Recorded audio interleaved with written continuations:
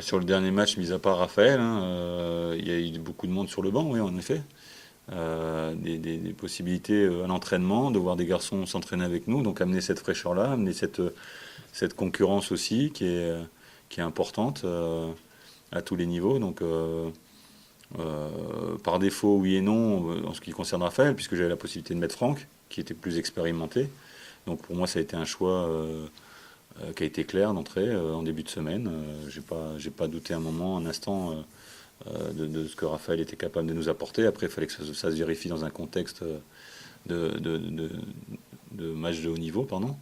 Donc, et c'est la même chose pour les autres, hein. Quand ils seront susceptibles ils ont la qualité aujourd'hui pour le faire.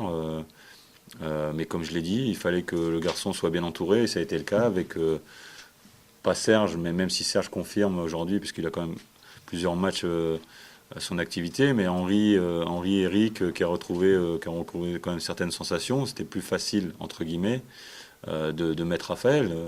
Je pense que je l'aurais pas mis il y a un mois de ça, alors qu'il avait les mêmes qualités, c'est ce que je vous avais dit. Donc pour les autres, ça sera peut-être plus facile, le cas échéant, de rentrer, parce qu'il y a une dynamique, il y a un travail de fond qui a été refait, et que le bloc équipe, qu'il y a une cohérence et de la cohésion.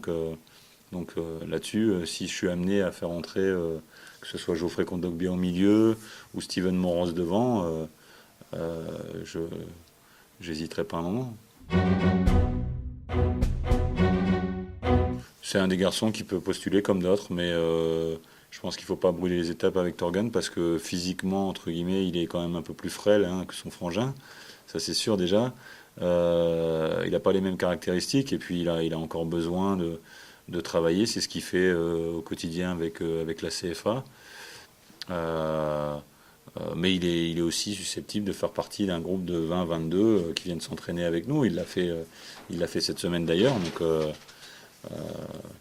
Mais bon, je pense il faut faire attention par rapport à ce garçon qui au niveau, non pas de sa maturité intellectuelle, mais de sa maturité d'homme, de sa corpulence, là c'est quand même autre chose. Alexandre, il faut pas oublier qu'il a été blessé longuement, donc il a fait une préparation avec nous.